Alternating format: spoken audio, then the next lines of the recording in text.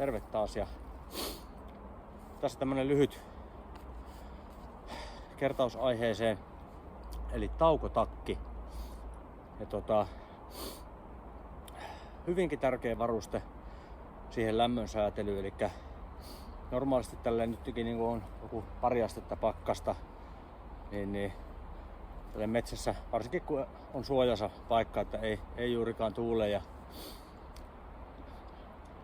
ilma on aika kuivaa, niin aika hyvin pystyy kulkemaan tälle, että on merinovilla neule ja sitten on pelkästään merinovilla teepaita täällä alla, että pipoa ja hanskoja totta kai kannattaa käyttää. Mutta aina toki heti sitten kun pysähytään, niin repussahan päällimmäisenä pitäisi olla sitten taukotakki. Ja saman tien kun pysähytään, niin jos ei aleta jotakin ruumiillista hommaa tekemään, niin vetästään taukotakki päälle ja pidetään ne lämmöt tallessa, mitä on hankittu siinä liikkuessa, eikä turhaan paljeluteta itseä, että se on ensimmäisiä juttuja, että kevennetään reppu pois selästä ja sitten taukotakkia päälle. Ja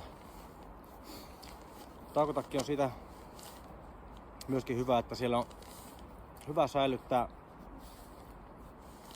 pikkusen jotakin, esimerkiksi vaikka proteiinipatukoita ja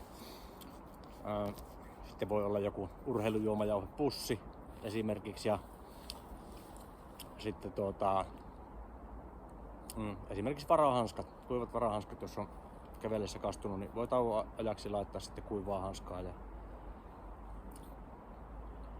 sitten ehdottomasti kun lähdetään taas liikkeelle, niin vaikka se niin mukavaa onkin, että se on se lämmin takki päällä, niin se pakataan takaisin tänne reppuun päällimmäiseksi. Ja tässä on hyvä tapa pakata myöskin näitä esim. Taukotakkia, niin ei sitä ruveta viikkaamaan, vaan sinne se tungetaan ja sitten taas matka jatkuu.